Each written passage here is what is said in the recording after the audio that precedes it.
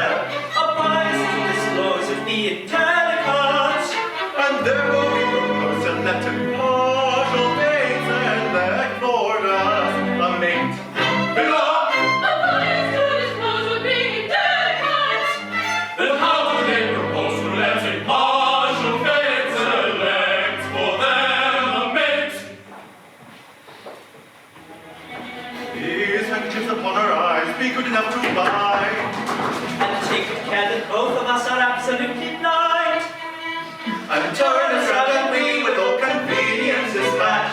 We'll undertake to marry any two of you we catch. We'll undertake to marry any two of us they catch.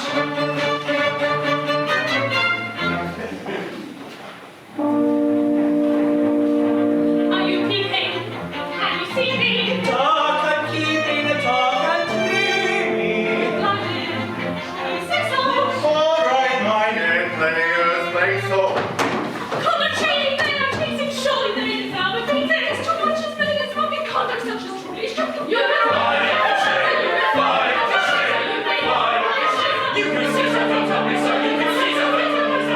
Do not let it do so. Do not let it be so. Light apart, he keeps 3 horses, black and white, and now for the racer. Turn 3 times and 8 you know.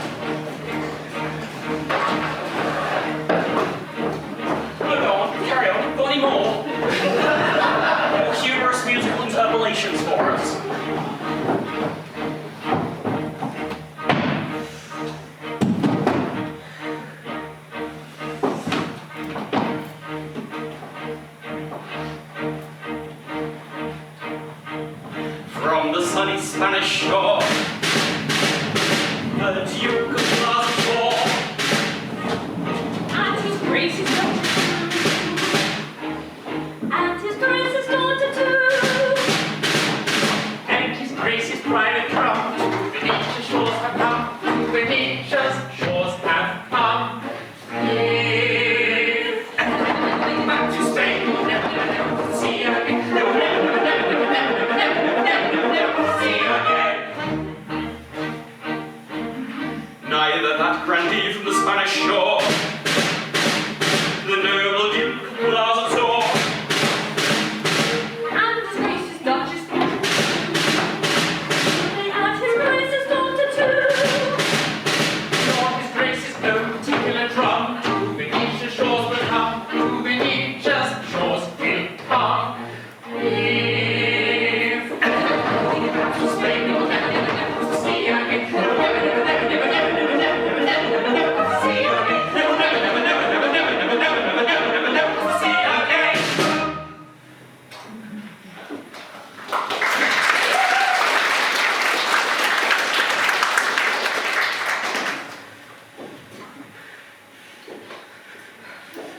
At last, we have arrived at our destination. This is the Ducal Palace, and it is here that the Grand Inquisitor resides. As a Castilian hidalgo of 95 quarterings, I should have preferred to pay my state visit on a horse. As a Castilian hidalgo of that description, I should have liked to ride through the streets of Venice, but owing no doubt to an unusually wet season, the streets are in such a condition that equestrian exercise appears impracticable. No matter. Where's our suite? Your Grace, I am here. Why do you not do yourself the honour to kneel when you address his grace? My love, it is so small a matter. Still, you may as well do it. The young man seems to entertain but an imperfect appreciation of the respect due from a menial to a Castilian hidalgo. My child, you're hard upon our suite. Papa, I've no patience with the presumptions of persons in his plebeian position. If he does not respect that position, let him be whipped until he does.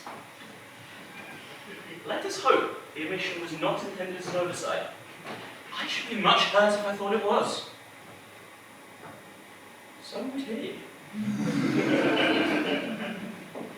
Where are the halberdiers? The words who have the honour of meeting us here, that our visit to the Grand Inquisitor might be made in becoming state? Your Grace, the halberdiers are a mercenary people who stipulated for a trifle on account. How tiresome. Well, let us hope that the Grand Inquisitor is a blind gentleman. And the band, who was to have had the honour of escorting us? I see no band. Your Grace, the band are sordid persons who are required to be paid in advance. That's so like a band!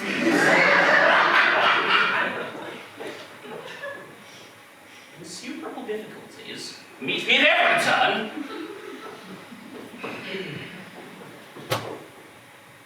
A bassoon will be something. I don't suppose you have to possess the accomplishment of tootling upon a bassoon. Alas, no, Your Grace, I cannot tootle upon a bassoon.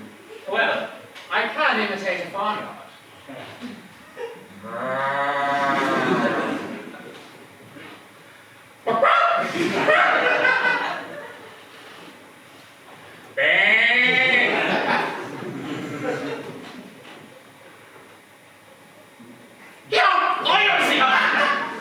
I don't see how we could bring it in. It wouldn't help us in the least. We are not a parcel of braziers come to market. Don't. Oh, my love, a sweet feeling. It's so good as to ring the bell and inform the Grand Inquisitor that the Duke of Plaza-Toro, Baron Picadoro, Count Matadoro, and sweet have arrived in Venice and seek Desire. Demand.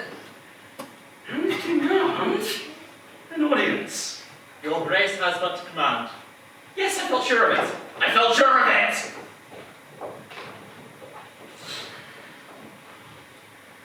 And now, my love, shall we tell her? I think we should. Now, prepare for a magnificent surprise that, in fact, comes in the form of a secret. A secret. A secret which, for state reasons, it has been necessary to conceal for 20 years. When you were a prattling babe of about 6 months old, you were married, by proxy, to no less a personage than the infant son of the immeasurably wealthy King of Barataria. Married to the infant son of the King of Barataria? Was I consulted? And it was a most unpardonable liberty. Consider his extreme youth and forgive him. Shortly after the ceremony, that misguided monarch forswore the creed of his forefathers and became a Wesleyan Methodist of the most bigoted and persecuting type.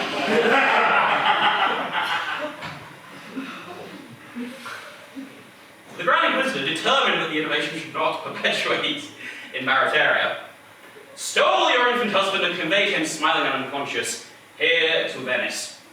2 weeks since, the monarch and his court were killed in an insurrection. And we are now here to determine the location of his son and to hail you, our daughter, as the reigning Queen of Barataria. Your Majesty!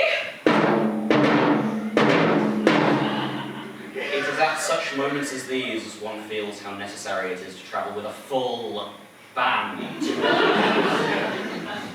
I, the Queen of Barataria, but I've nothing to wear.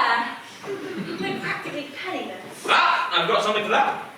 Although I am at present in straitened circumstances, my social influence is something enormous.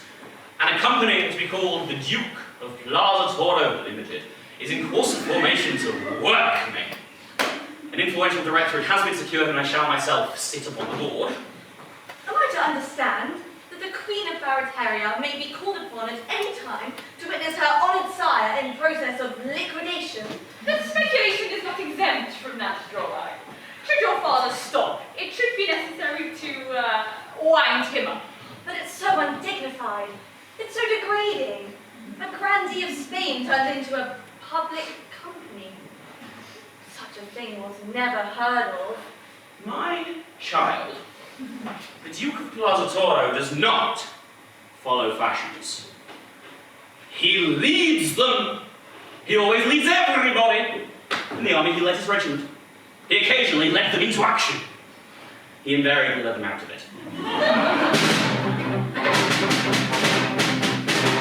In enterprise of martial kind, when there was any fighting, he led his regiment from behind. He found it less exciting, but when Toro, that celebrated, cultivated, underrated nobleman, the Duke of Plaza-Toro. Because you're always right, Ma, you always have that night, Ma, that celebrated, cultivated, underrated nobleman, the Duke of Plaza-Toro. When with vague destructions and to hide they all proceeded, no soldier in that gallant band hit half as well as he did. He lay concealed throughout the war, so preserved his glory. That unaffected, undetected, well-connected warrior, the Duke of Plaza-Toro. In every dirty enigma, he always took the enigma. That unaffected, undetected, well-connected warrior, the Duke of Plaza-Toro. When told that they would all be shot unless they left their sons, that hero hesitated not so marvelous it was.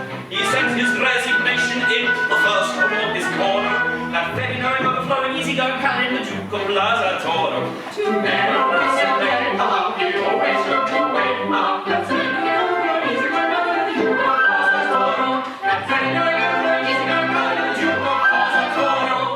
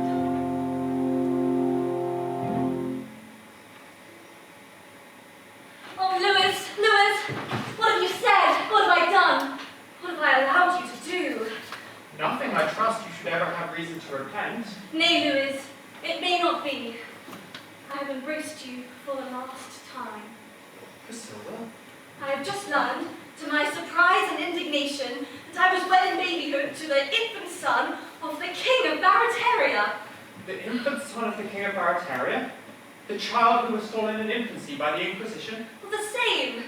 But of course you know his story. Why, know his story? I have often told you that my mother is the nurse to whose charge he was entrusted. I had forgotten. Well, he has been discovered, and my father has brought me here to claim his hand. But you will not recognize this marriage. It took place when you were too young to understand its import. Nay, Luiz, respect my principles and cease to torture me with vain entreaties. From henceforth, my life is another's. But stay. The present and the future, they are another's. But the past, that at least is ours, and none can take it from us. As we may rattle in nor tell us, Let us revel in that. Don't think I grasp your meaning. Yet it is logical enough. You say you cease to love me? I say, I may not love you. Ah, but you do not say you did not love me. Well, I loved you with a frenzy that words are powerless to express. And that but 10 brief minutes since. Exactly. My own. That is, until 10 minutes since my own. My lately loved, my recently adored.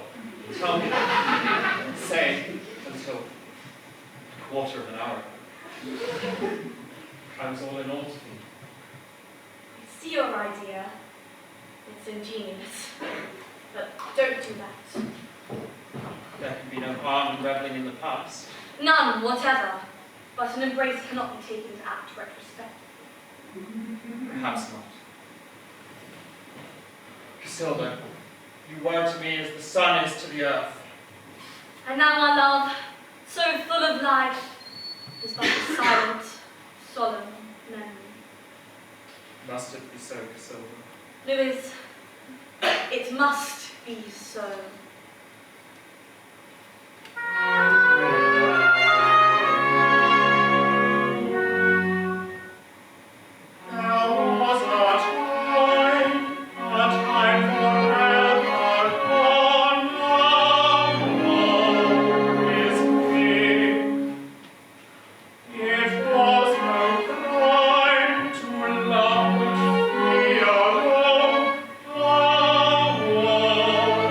Is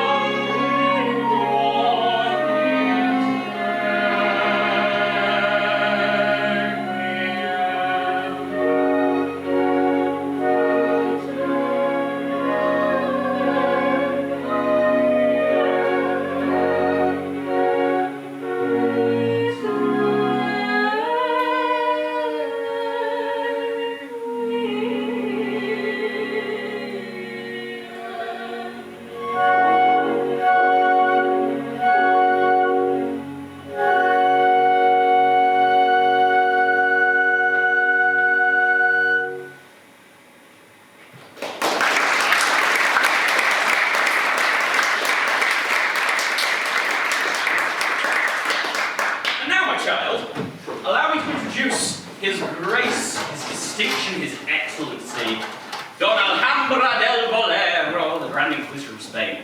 It was his distinction who so thoughtfully abstracted your infant husband and brought him here to Venice. So this is the little lady who is so unexpectedly called upon to assume the functions of royalty. Allow me. You must make some allowance. Her Majesty's head is a little turned by her access of dignity. I could have wished Her Majesty's excess of dignity had turned it in this direction. Unfortunately, unless I am much mistaken, there appears to be some little doubt as to His Majesty's whereabouts. A doubt as to his whereabouts. And we will yet be saved. Oh dear, no doubt at all. He is here in Venice, plying the modest but picturesque calling of a gondolier. I can give you his address, I see him every day. In the entire annals of our history, there is absolutely no circumstance so entirely free from all manner of doubt of any kind.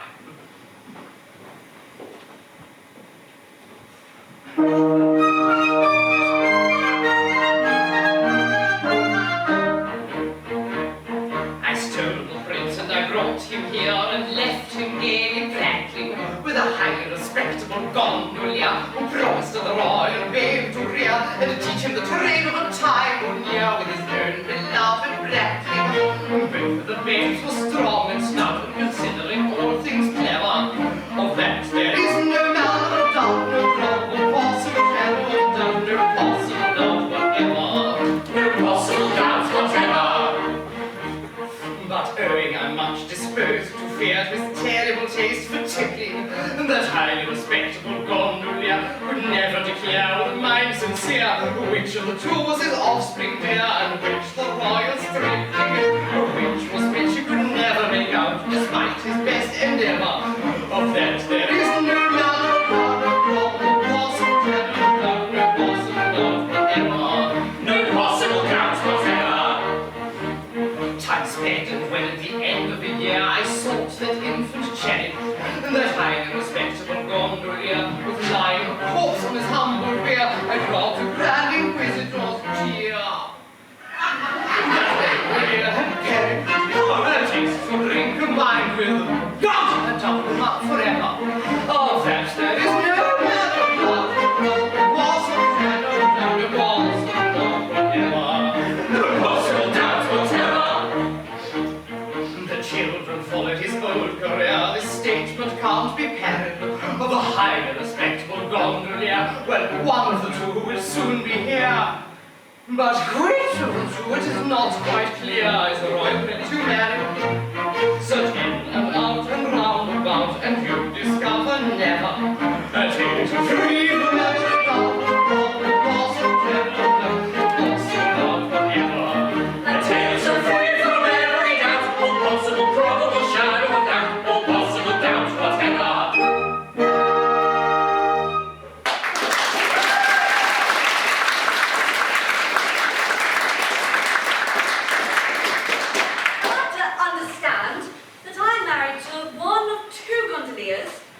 But it is impossible to say which. Without any doubt of any kind whatever. But be reassured, the nurse to whom your husband was entrusted is the mother of the musical young man who is such a past master of that delicately modulated instrument. She shall be able to establish the king's identity beyond all question. Heavens, how did you know that? My young friend, a Grand Inquisitor, is always up to date. His mother is at present the wife of an old established, highly respectable brigand who carries on an extensive practice in the mountains around Córdoba. Accompanied by two of my emissaries, he shall set out for his mother's address at once. She will return with them, and should she have any difficulty in making up her mind, the persuasive influence of the torture chamber will be certainly not available. But bless my heart, consider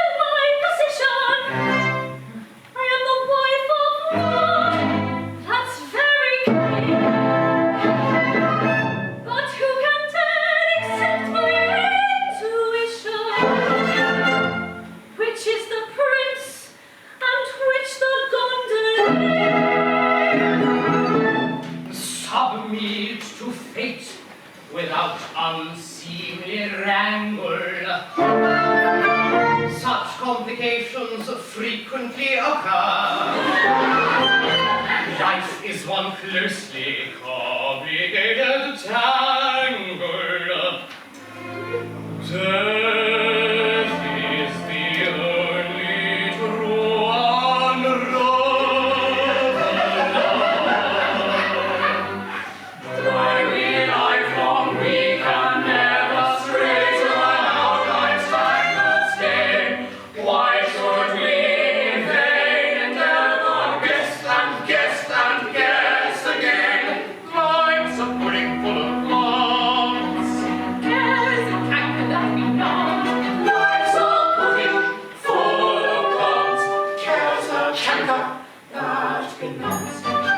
Of waste of confusion, of impossible solution. Life's a pleasant institution. Let us take it as it comes. Let us take it as it comes. Set aside from drawing nearer, we shall guess it all too soon. Failure to find us deep on the past is deep and dark.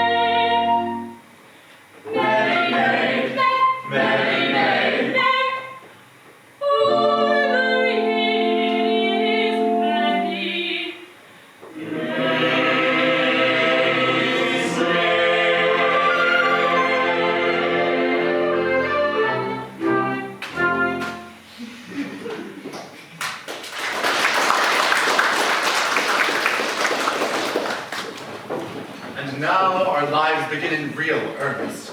Once a bachelor, a mere chrysalis, he can't be said to live, he merely exists. What a delightful institution marriage is. Why have we waited all this time? Because you couldn't find anybody nice enough. Because you're waiting for us. I suppose that was the reason. We were waiting for you. Hello? Good morning. If this gentleman's an undertaker, it's a bad omen. Ceremony of some sort going on. He is an undertaker. No, just a little important family gathering, that's all. Nothing in your line. Somebody's birthday, I suppose. Yes, mine, and mine. And mine. And mine. Curious coincidence. But how it may all be. Well, it's a rather rude question. It's been about 10 minutes old. Remarkably fine children. But surely you're jesting. In other words, we were married about 10 minutes ago. Married? You don't mean to say you are married? Oh yes, we are married. Bless my heart. This is extremely awkward.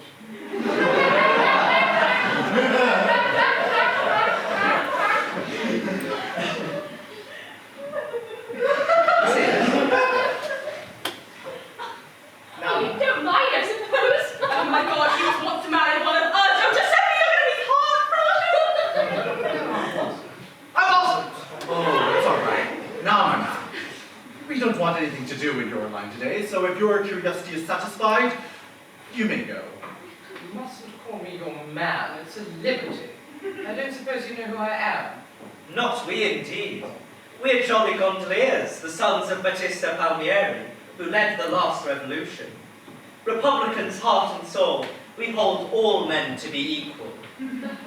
As we abhor kings. As we detest vainglory, we detest rank. As we despise effeminacy, we despise wealth. We are Venetian gondoliers, your equals in everything except our calling, and in that, at once, your masters and your servants. How very unfortunate. One of you may be Battista's son for anything I know to the contrary, but the other is no less a personage than the only son of the late King of Barataria. What? And I trust it was that one who slapped me on the shoulder and called me his man. Then which is it? What does it matter? As you're both Republicans and hold kings in detestation, I suppose you'll abdicate at once. Good morning.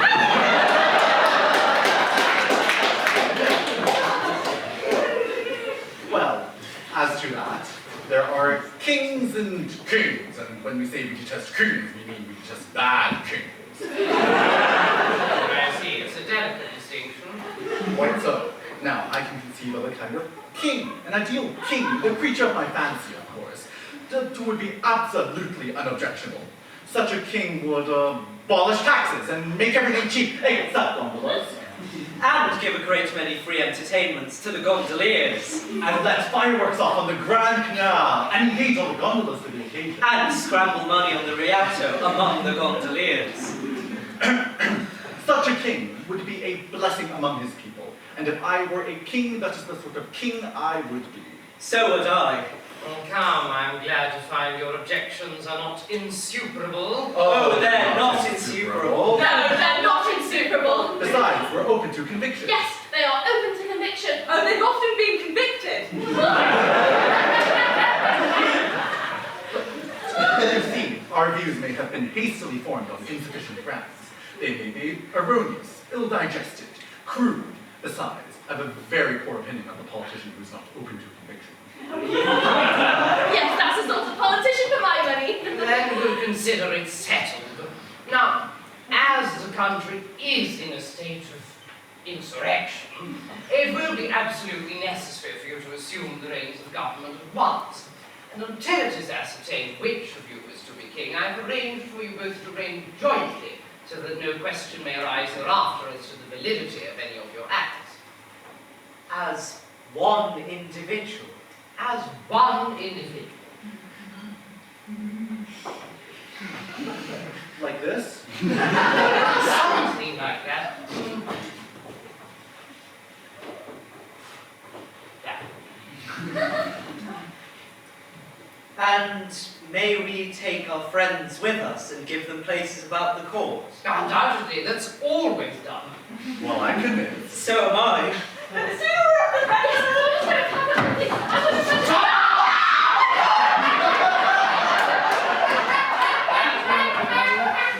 Ladies are not admitted. What?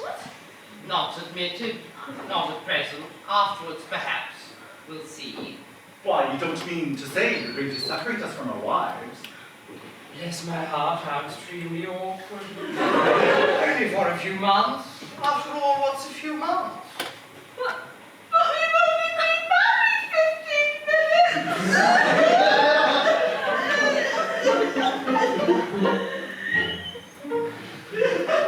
I saw you cannot have the heart, our lives will not those two women are we united. Before our throwing hopes you step or look at them, and pause before you deal with uninvited. You men can never understand how heart may not be separated when we are united. You see, you only make the choice to hide, and only women's hands for men to set you right.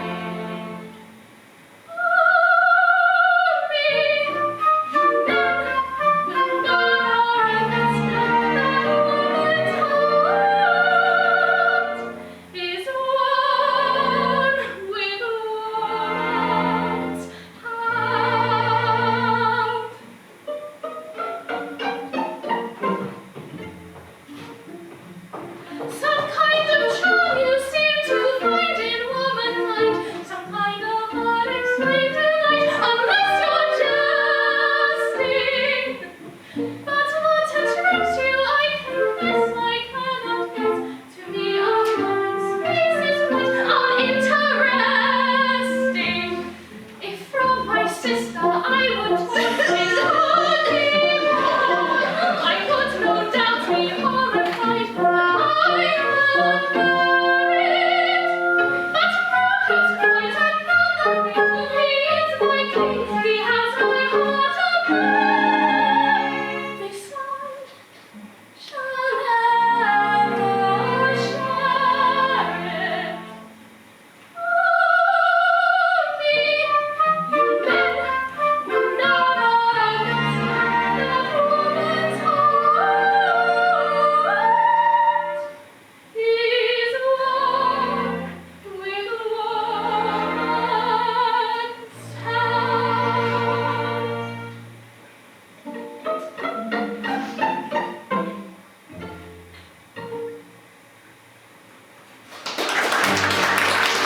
Do not give way to this uncalled for grief. Your separation will be very brief. To ascertain which is the king and which the other. To Balataris court and bring his foster mother. Her former nursling to declare she'll be delighted. That settled, let each happy pair be reunited. Viva, his argument is strong. Viva, we will take part in law. Viva, it will be settled soon. Viva, becomes a honeymoon. Viva, viva, viva.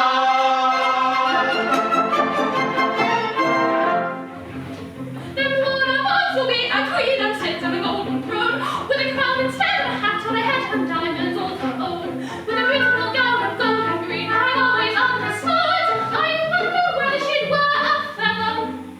I rather think she should. Oh, tis the only thing I want to be a regular royal king. No other than that, I mean no other than that. But a regular royal queen. She'll drive about in a carriage and pair with the king on the left-hand side, with a milk-white horse as a matter of course whenever she wants to ride, with beautiful silver shoes to wear upon her dainty feet, a necklace stocks of beautiful frocks and as much as she wants to eat. Oh, tis a voice and I want to be a regular royalty. No,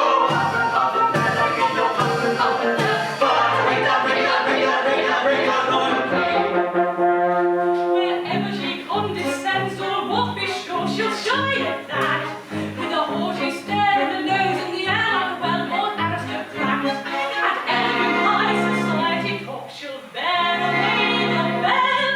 With a paid and a paid, and I hope I see you well. Oh, tis a voice that I want to be a regular royalty. No, but regular royalty. And noble lords will drink and bow and double themselves and droop, and open their eyes in blank surprise and whatever she likes to do. And everybody will proudly bow, she's the fairest flower in May, and say, how clever, at whatsoever she condescends to say. Oh, tis a voice that I want to be a regular royalty. No, but regular royalty. Oh, tis a voice that I want to be a regular royalty. A right down regular royalty.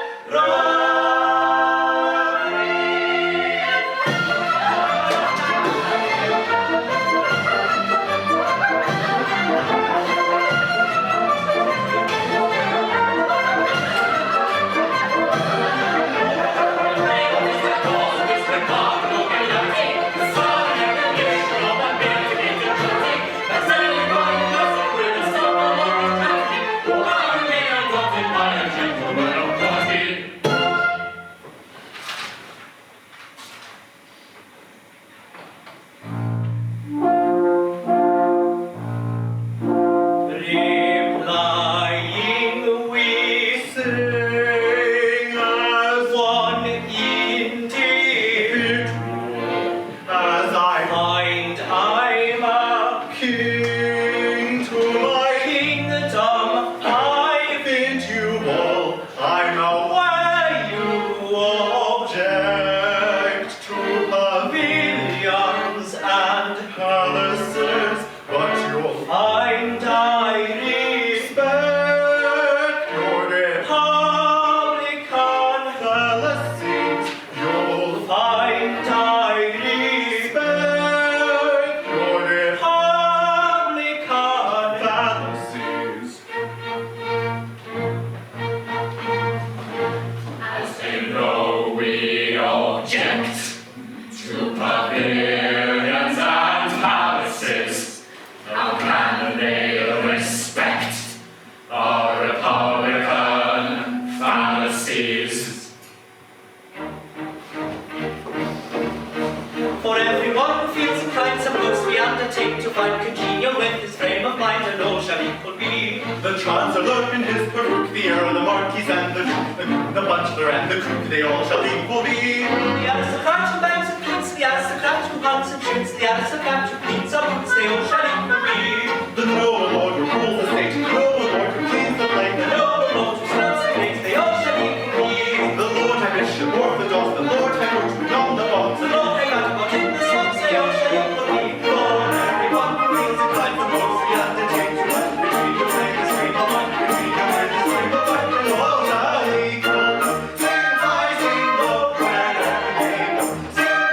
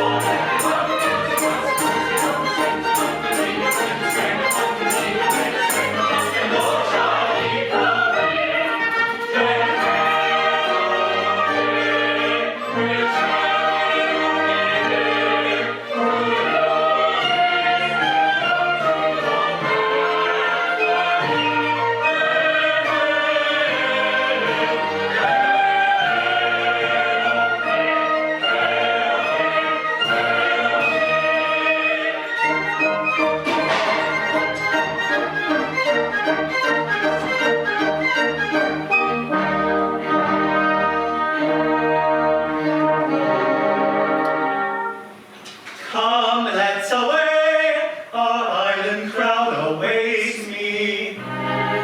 Conflicting feelings rend my soul apart. The thought of royal dignity elates me. But leaving thee behind me breaks my heart. Farewell, my love, on board you must be getting. And while upon the sea you really roam,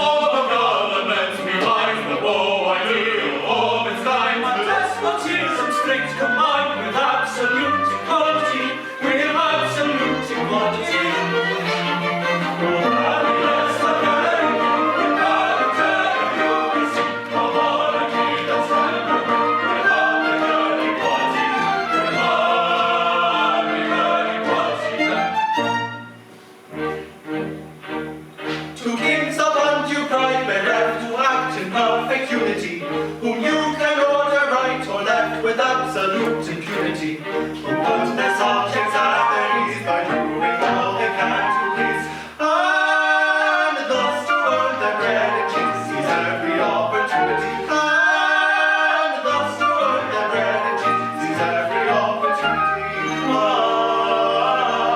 We act in perfect unity. We act in perfect unity.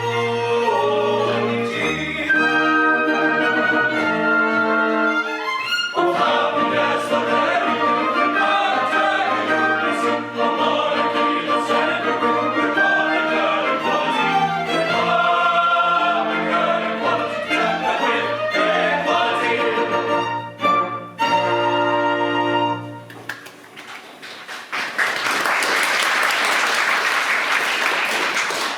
Gentlemen, we are much obliged to you for your expressions of satisfaction and good feeling. I say, we are much obliged to you for your expressions of satisfaction and good feeling. We heard you! We are delighted at any time to fall in with sentiments so charmingly expressed. That's all right. At the same time, there is just one little grievance that we should like to ventilate. What? Don't be alarmed, it's nothing serious. It has been arranged that until it is decided which of us two is the actual king, we are to act as one person. Exactly. Now, although we are to act as one person, we are, in point of fact, two persons. I don't think we can go into that. It's a legal fiction, and legal fictions are solemn things. Situated as we are, I don't think we can recognize two independent responsibilities. No, but you can recognize two independent appetites.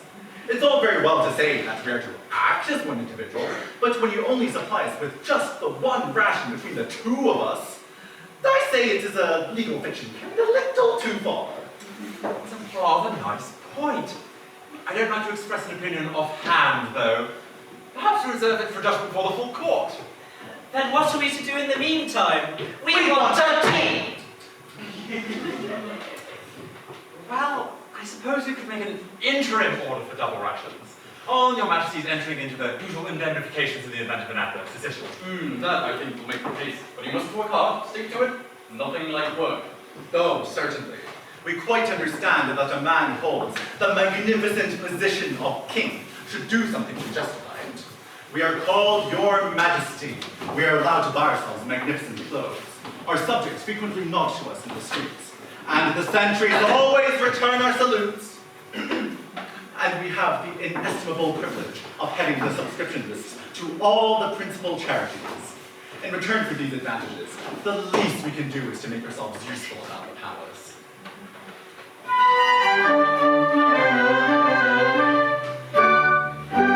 Rising early in the morning, we proceed to plant the fire. Then our majesty adorning in its book of day of time, we embark without delay on the duties of the day.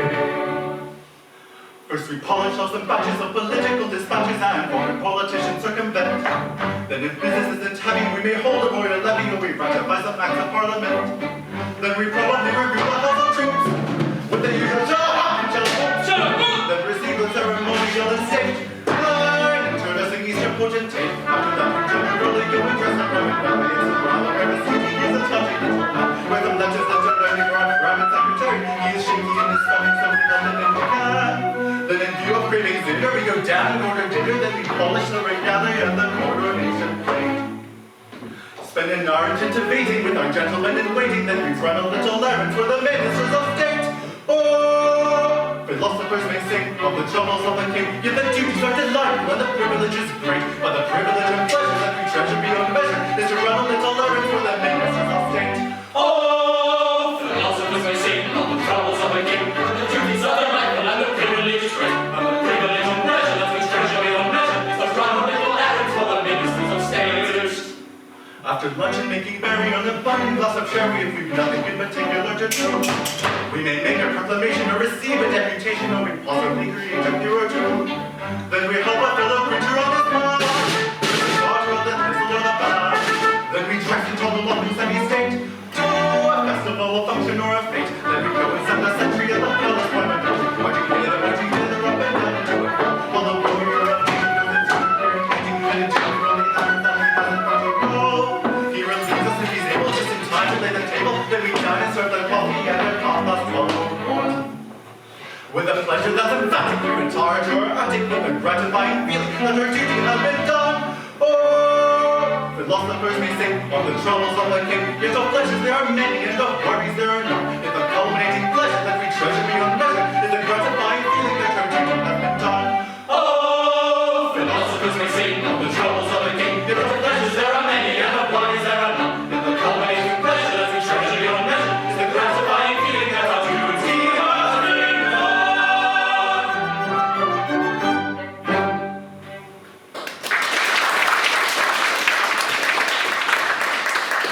Thanks very much, gentlemen. You may go.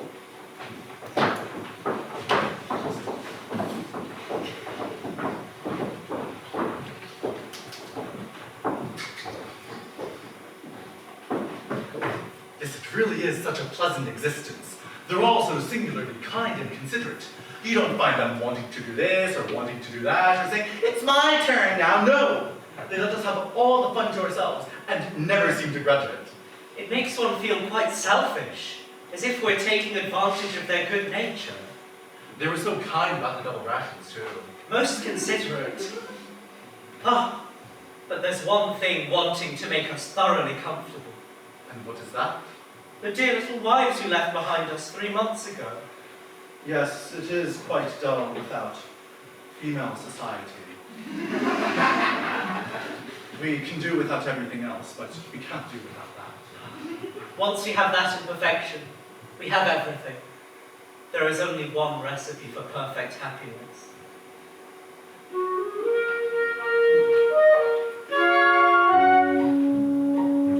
Take a pair of sparkling eyes, hidden ever and anon in a merciful eclipse. Do not heed them while surprise, having passed the Rubicon. Take a pair of rosy lips. Take a figure trimly planned, such as admiration weds.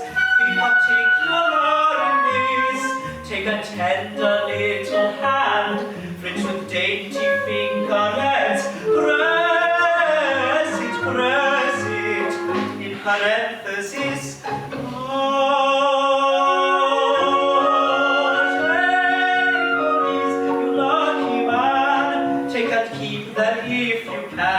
If you can, take all these, you lucky man. Take and keep them, if you can. If you can.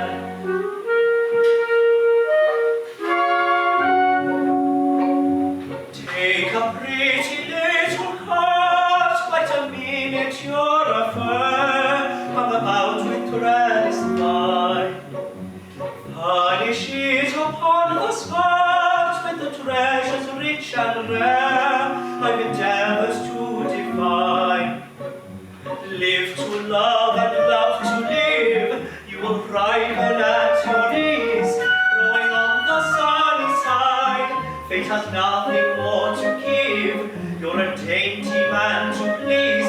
If you're not satisfied, not satisfied, take my counsel, happy man, act upon it if you can.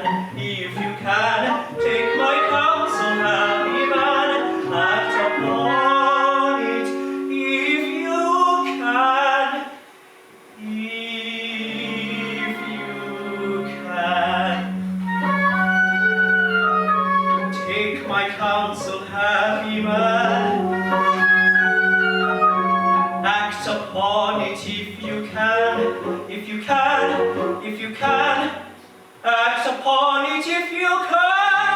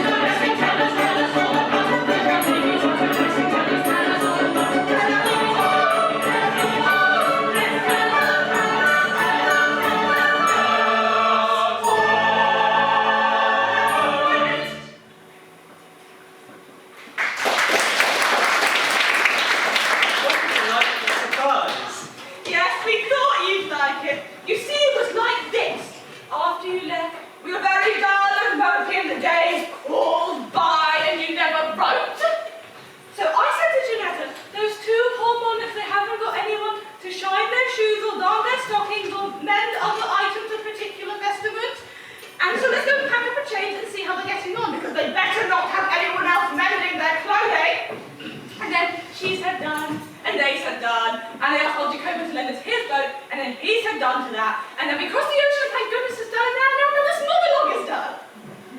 Now, which of you is king? And which of us is to be a regular royalty? Oh, that we shan't know till nurse gets here. But, in the meantime, the question is, how shall we celebrate the commencement of our honeymoon? Gentlemen, will you allow us to offer you a magnificent banquet? We will! Thanks very much, gentlemen. Ladies, what do you say to a dance?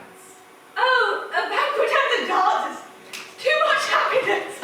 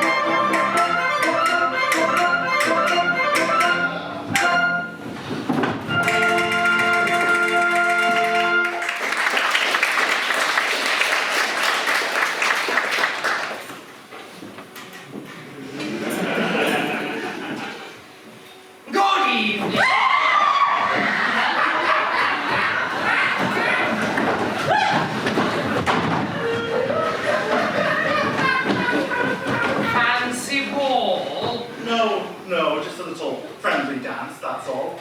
Sorry you're late. But I saw a groom dancing and with a footman. That's the Lord High Footman. And, dear me, a common little drummer boy. Oh no, that's the Lord High drummer boy.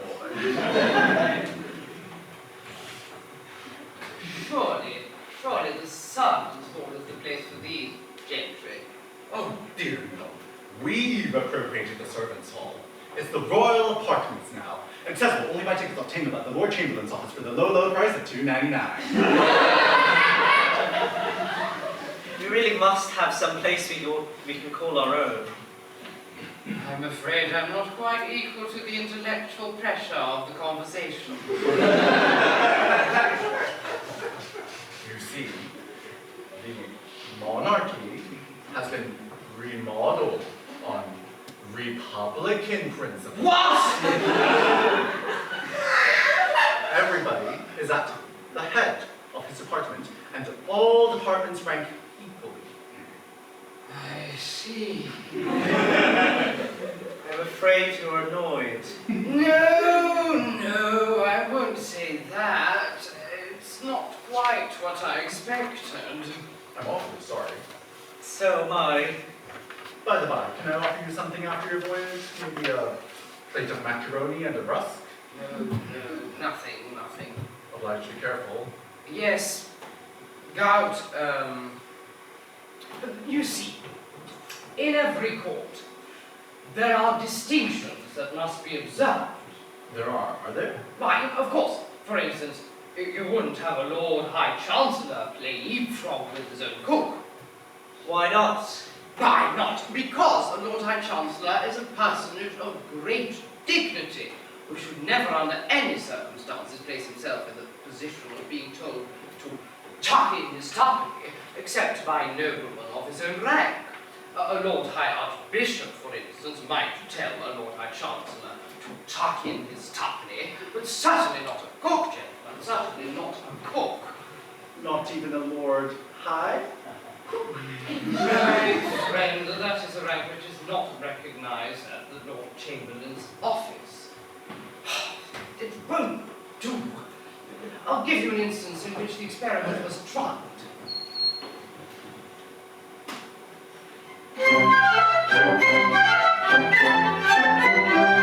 There lived a king, as I've been told, in the wilder working days of old, when hearts were twice as good as gold, and 20 times as mellow. Good tempered royalty in his face, and in his hearty father place, for all the erring human race, and every wretched fellow.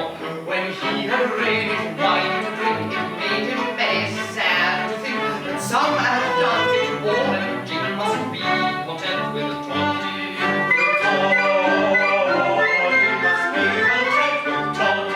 He wished all men as rich as he, and he was rich as rich would be. So to the top of every tree, promoted everybody. Now that's the kind of king for me, who wished for men as rich as he. So to the top of every tree, promoted everybody.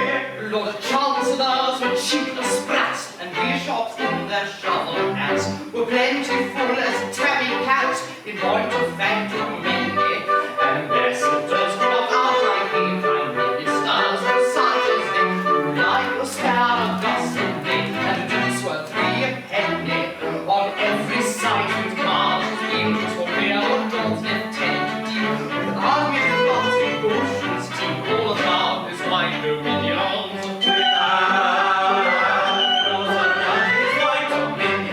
And the party leaders who might meet in 2s and 3s in every street, maintaining with nerve to each their various opinions. Now that's the sight you couldn't meet, two party leaders in each street, maintaining with nerve to their various opinions. That king, although no one denies his heart was of abnormal size, yet he'd have acted otherwise if he had been a cuter.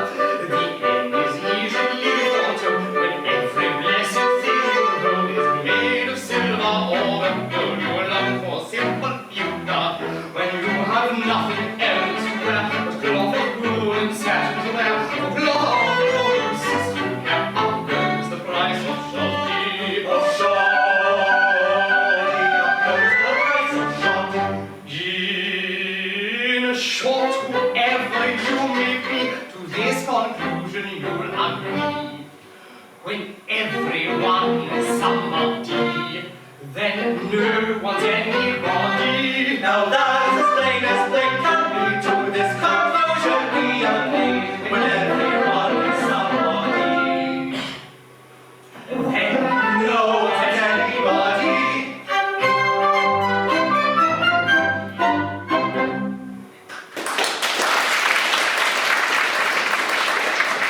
And now I have some important news to communicate. His Grace the Duke of Plaza-Toro, Her Grace the Duchess, and their beautiful daughter Casilda, I say, their beautiful daughter Casilda, We heard you. have arrived at Barataria and may arrive at any moment. The Duke and Duchess are nothing to us. But the daughter, the beautiful daughter! Oh, you're a lucky dog, one of you. I find you a very incomprehensible old gentleman. Not a bit. I'll explain. When, whichever you are, were a baby, you, whichever you are, were married to a little girl who has grown up to be the most beautiful young lady in Spain. That beautiful young lady will be here to claim you, whichever you are, in 30 minutes. And I congratulate that one, whichever it is, with all my heart. Married when a baby. But we were married 3 months ago. One of you, only one. The other, whichever it is an unintentional bigamist.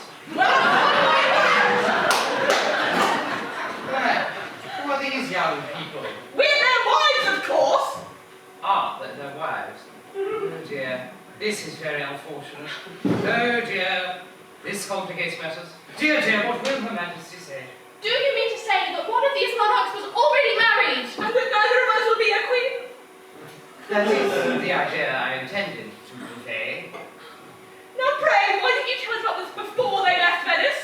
Well, because if I had, no earthly temptation could have induced these gentlemen to leave behind two such extremely fascinating and utterly irresistible young ladies. There's something in that. I may mention that you will not be kept long in suspense, for the old lady who nursed the royal child is at present in the torture chamber, waiting for me to interview her. Poor little girl, how did you go and put her out of her suspense? Oh, no, there's no hurry. She has all the illustrated papers. However, now let's go and interrogate her now. And in the meantime, may I suggest the absolute propriety of your considering yourselves as single young lady. Good evening. Delightful. So one of us is married to two young ladies, and nobody knows which. And the other is married to one young lady whom nobody can identify. And one of us is married to one of you, and the other is married to nobody. But which of us is married to which of you? Oh, it's quite simple. Observe. Two husbands have somehow managed to acquire 3 wives. 2 husbands, 3 wives, that comes out to 2/3 of a husband to each wife. Oh, how serious. Here we are in arithmetic. My good sir, one can't marry a vulgar fraction! You have no right to call me a vulgar fraction! We are getting rather mixed. The situation is entangled. Let's try to comb it out.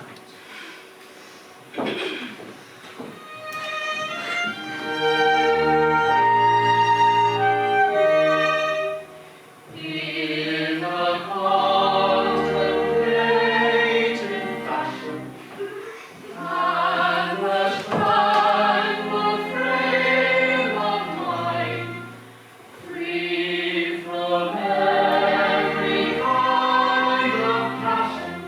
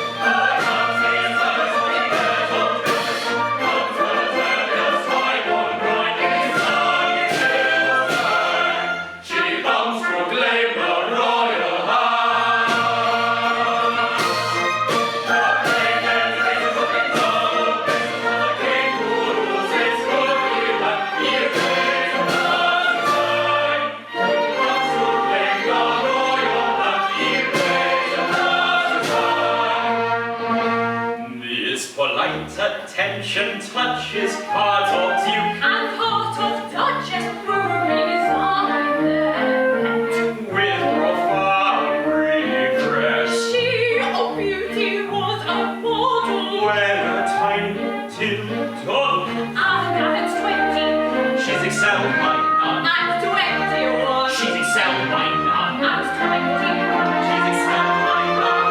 Comes to proclaim the joy of love. The reign and grace of the noble prince, King who rules his good will and he praise across his life. Be so good as to inform their majesties that the Duke of Plaza-Toro, Baron Picadoro, Count of Matadoro, Limited, has arrived and begs Desires. Demands. and demands an audience.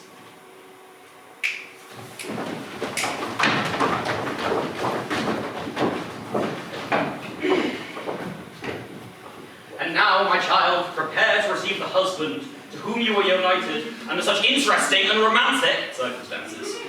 But which is it? There are two of them.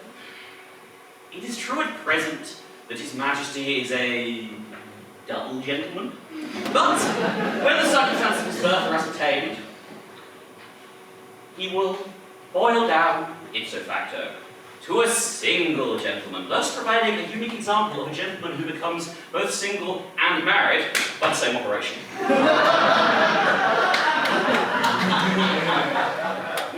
I have known instances in which those characteristics existed in one individual. Oh, he couldn't have been a Plaza-Toro. Oh, couldn't he though? Well, whatever happens, I shall of course be a dutiful wife, but I could never love my husband. Oh, I don't know. It's remarkable what unprepossessing people one can love if one puts one's mind to it. I loved your father. That remark's a little hard, I think. A little uncalled for, my love. It was rather difficult, but I said to myself, that man is a duke, and I will love him. Several of my relations bet me I couldn't, but I did, desperately.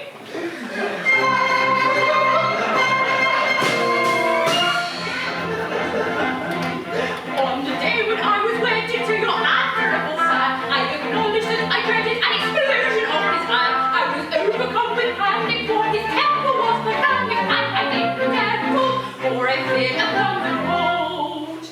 I was always very wary, for his fury was ecstatic, his refined vocabulary both implicitly emphatic. To the thunder of that charter I knocked under like a martyr. When intently he was fuming, I was gently unassuming. When reviling me completely, I was smiling very sweetly. I was smiling very sweetly, giving him the very best and getting back the very worst. That is how I try to claim your virginity.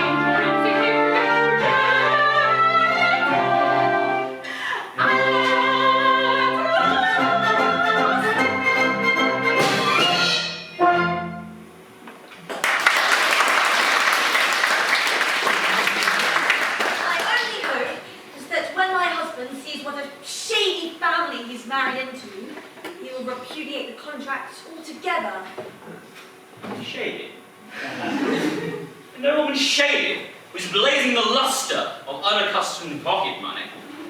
Nobleman shaded, who is now 95 quarters in arrears. I mean, really, who can look back on 95 of them? This, just so I can float it at a premium. Your Majesty is surely unaware that directly your Majesty's father came before the public, he was applied for over and over again. My darling, your Majesty's father was on the habit of being applied for over and over again, long before he was registered under the Limited Liability Act.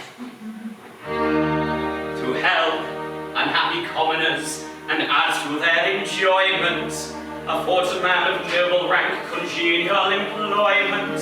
Of our attempts we offer you examples illustrative. The work is light and, I may add, it's most remunerative.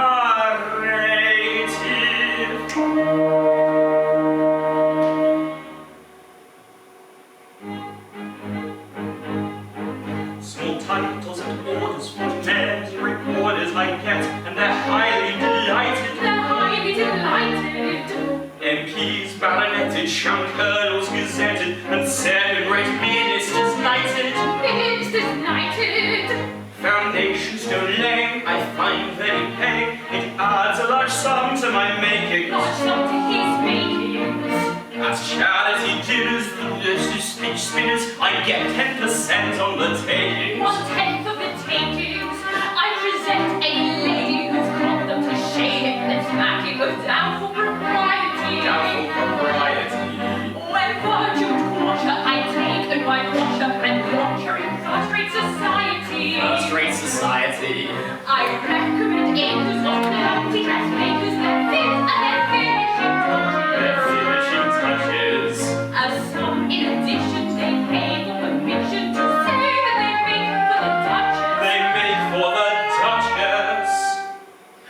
Those pressing prevailers, the ready-made tailors, quote me as their great double barrel. Their great double barrel.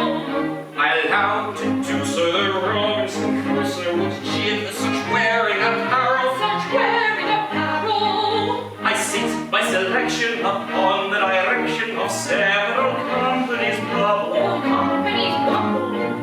As soon as they're floated, I'm freely banknoted. I'm pretty well paid for my trouble. He's paid for his trouble. At middle class parties I play decantes and I by no means a beginner. She's not a beginner. To warn of my station, the remuneration 5 guineas a night and my dinner. And wine with her dinner. I write letters related or legislated and use any other Believe me, you mustn't.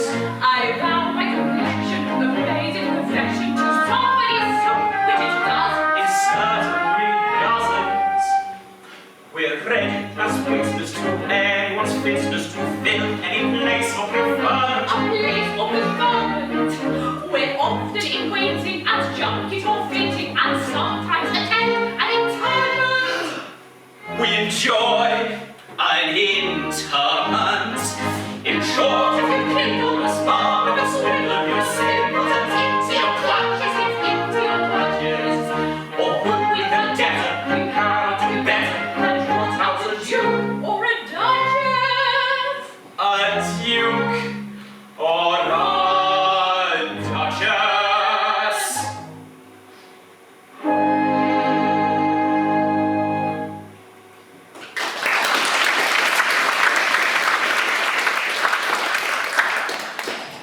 Ah, their majesties.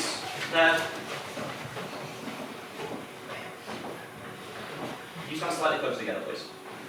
Your Majesty. The Duke of Plaza-Toro, I believe. The same. Allow me to present The young lady one of us married. Gentlemen, I am the most obedient servant to one of you. I will now address myself to the gentleman who has married my daughter. The other may allow his attention to wander for all I care.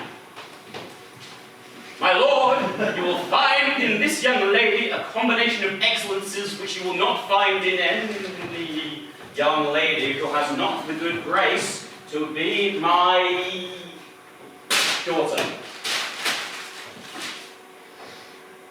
Furthermore, still addressing myself to the gentleman who is married to my daughter, and not the gentleman who is allowing his attention to wander,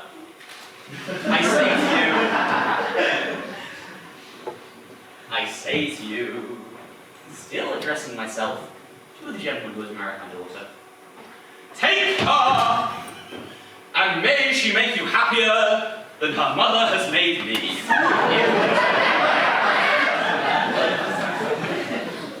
And now, there is a small matter to which I think I can take some exception. I come here and state with Her Grace the Duchess, Her Majesty, my daughter. And what do I find? Do I find, for example, a guard of honor to receive me? No. No. The town illuminated? No. No. Refreshment provided? No. No. The band set to play? No. No. Triumphal arches erected? No. No. The bells set ringing? No. Yes. Oh. One. The visitor's bell. I rang it myself! Upon my honor, sir, I'm very sorry. But you see, my ideas of politeness are confined to taking off my cap when my passengers tip me, since I was raised in a gondola, you see. That's all very well in its way, but it is not enough. I'll take off anything else. Within reason. But a royal salute to my daughter. It costs so little. Papa, I don't want to salute. Salute. My dear sir, when it is decided which of us two can take that liberty, she may have as many royal salutes as she likes.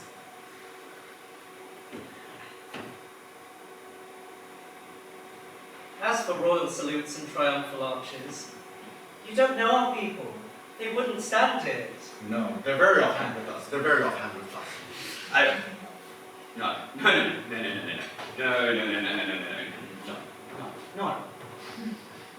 No. You mustn't allow that. You must impress your court with your importance. You must keep them in proper discipline. You want deportment, carriage. We've got a carriage. Shut up. Manner, dignity. If you want to be a proper royal, you need a little bit of this sort of thing. I didn't pay taxes until I was forced to in the 90s. This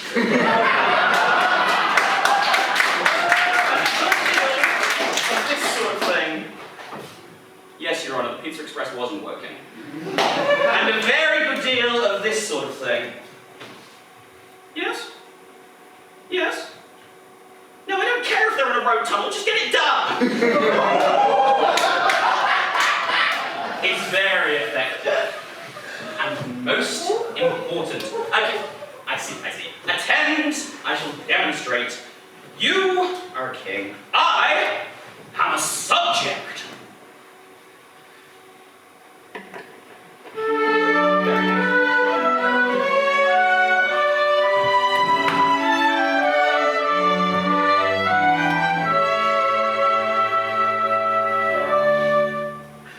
I am a corpse, yet grave and serious, who is about to kiss your hand. Try to combine a cause imperious with a demeanor nobly blend. Let us combine a cause imperious with a demeanor nobly blend. That's if anything you are bending to a great beast and proud. Now to the other extreme you're tending, don't be so silly condescending.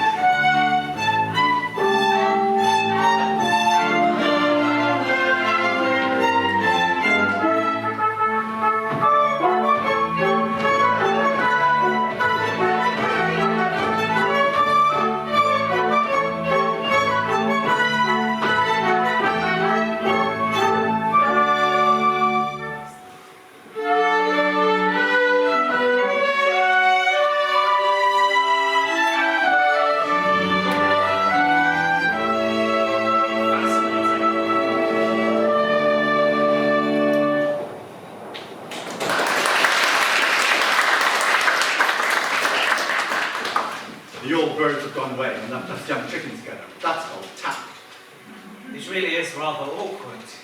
You ought to tell her how we're situated. Well, why don't you do it? No, I'd rather not. You. Fine. You. Madam, we are 2/3 of several. I'm bound to listen to you, but it is right to tell you that not knowing I was married in infancy, I'm over head and ears in love with someone else. That is entirely our case. We, too, are over head and ears in love with somebody else. In point of fact, our wives. Your wives? Not our fault. We knew nothing about it. We are sisters in misfortune. My good girls, I don't blame you. Only, before we go any further, we must really come to some sort of satisfactory conclusion, or else we shall get hopelessly complicated. Here is a case of precedented hurricane, queen of stars, Empress Max was invented, never was on in his heart. I may be said to have been bisected by a profound catastrophe. For a calamity unexpected, I took his woman to three. I may be said to have been bisected. I may be someone into three. For a calamity indivisible into three. The Lord is all, I recall my state of liberty. Against the cause are bisected, that's invisible into three. The Lord is all, I recall my state of liberty.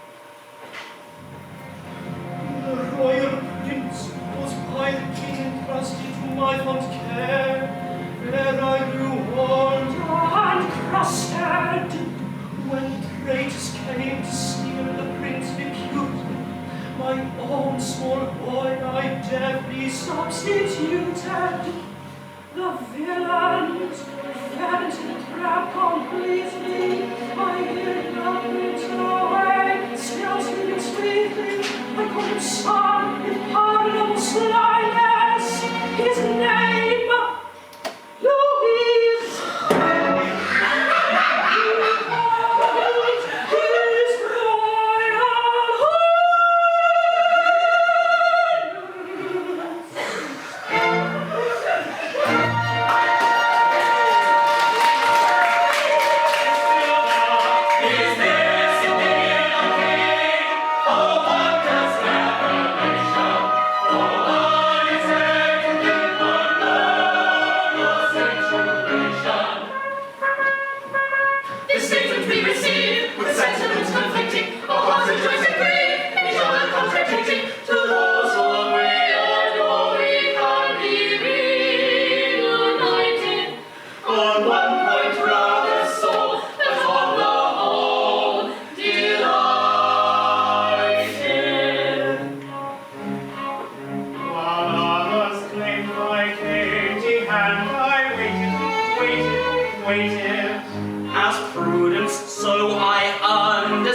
dictated, tated,